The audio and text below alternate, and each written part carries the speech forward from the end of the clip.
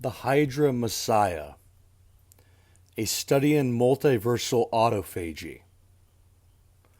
What happens when the ultimate symbol of self-sacrificing love is inverted into a biological multiversal apex predator?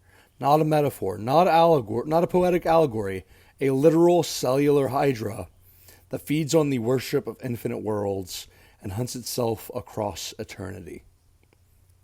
Let's map out the theology first, because standard heresy doesn't even begin to cover it.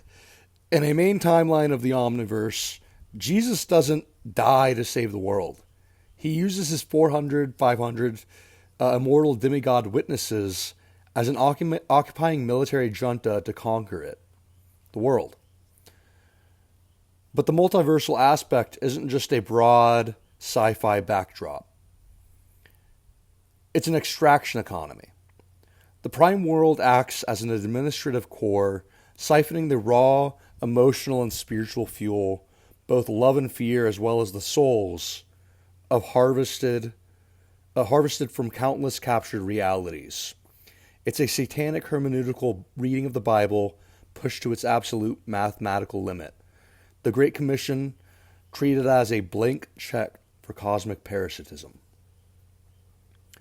How does an entity like this love?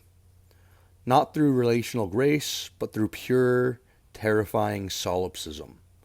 To him, nothing exists outside of his own reflection. When his followers adore him, or when they scream in terror beneath the boot of his 500 or 400 witnesses, or the wrath of God and the fear of their own sin. That psychological output isn't wasted.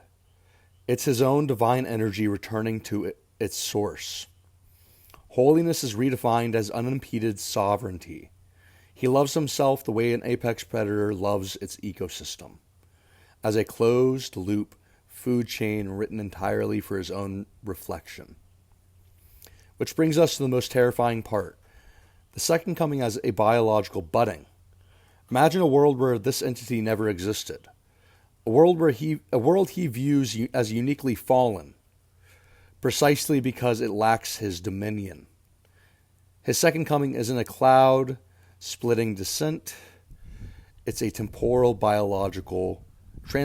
biological invasion.